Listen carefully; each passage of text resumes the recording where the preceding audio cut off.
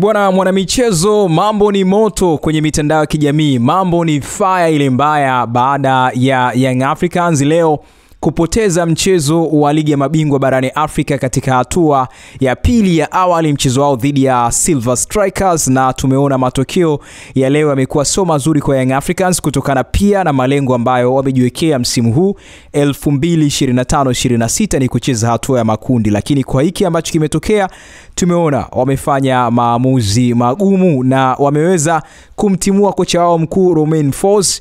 Tunasema lilikuwa ni swala la muda tu, kwa sababu ilishaongelewa muda mrefu sana na mashabiki kwamba Romain Folz hapi burudani, japokuwa alikuwa anashinda, lakini mchezo wa ligi kuu Tanzania bara mwisho kucheza dhidi ya Mbeya City aliweza kusare.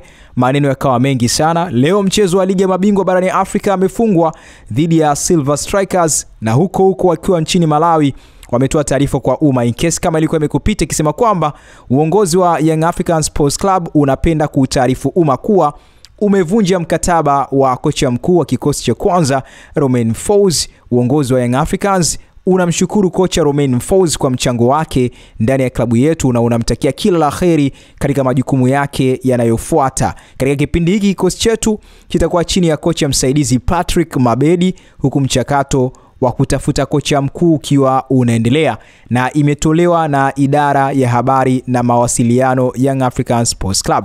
Taarifa ambayo ina break the internet kwenye mitandao ya kijamii. Sasa wengi waliandika vitu vingi sana na nilikuletea maoni ya mchambuzi Hans Raphael kile ambacho amekiandika baada ya Young Africans leo kupoteza, akisema kwamba anahisi Yanga walitumia vibaya ile wiki ya FIFA break.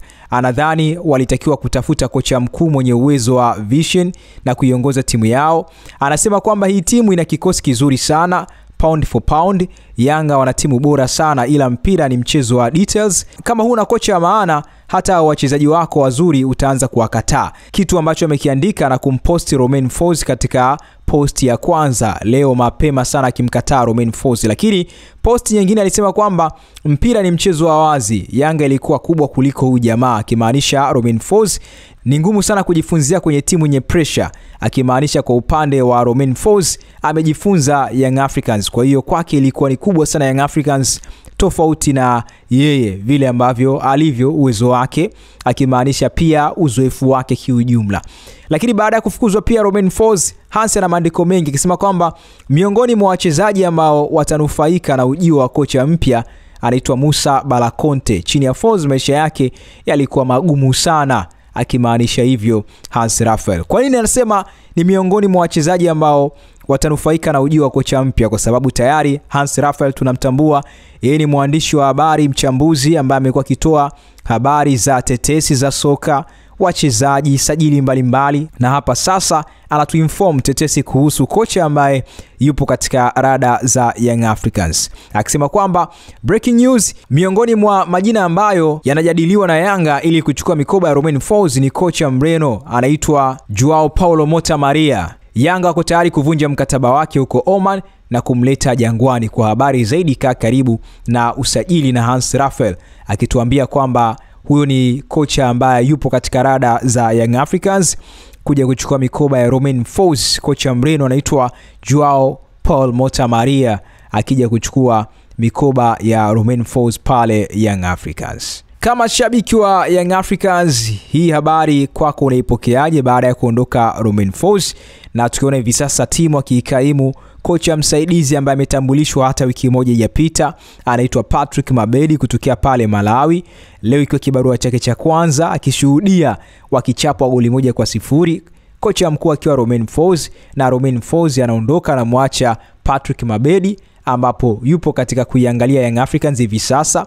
Kwa hiyo na Young Africans wapo katika rada za huyu Joao Paulo Mota Maria, wakiwa wanaitaka saini yake kuja kuiongoza Young Africans katika michezo iliyobaki msimu huu, kimaanisha ndo kwanza msimu unaanza katika michuano ya kimataifa na michuano hapa ya ndani kimaanisha kitaifa. Niachie maoni yako hapo chini, lakini usisahau kusubscribe ili uwe number 1 kupata habari zetu kutoka hapa JNR Mtita TV, na udhamini mkubwa tunapewa na JNR Mtita Unisex Saloon pamoja na Brand Hotel.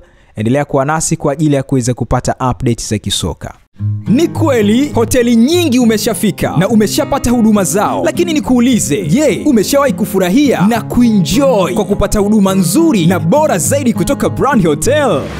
Usijali wala hujachelewa. Brand Hotel ndio mabingwa kutoa huduma bora zaidi. Ni hoteli ya kifahari inayopatikana mkoa wa Dodoma, yenye mandhari nzuri ya kuvutia. Ufikapo Brand Hotel utapata huduma bora ya malazi, vyakula vizuri vya Kiafrika na vya kimataifa, vinywaji vya aina zote, free breakfast, free wifi, free swimming pool, vyumba vya kisasa vyenye huduma tofauti tofauti vitakavyofanya siku yako iwe nzuri na ya kipekee. Pia tuna kumbi za kisasa kwa ajili ya mikutano na shughuli mbalimbali, garden nzuri ya kuvutia kwa ajili ya kupumzika na kupiga picha. Tunapatikana Kisasa, Dodoma, Tanzania. Fanya booking online kupitia booking.com. Tunapatikana kwa simu namba 0773467756. Email brandhotel14@gmail.com. Brand Hotel, tunaamini kwenye ukarimu na huduma bora.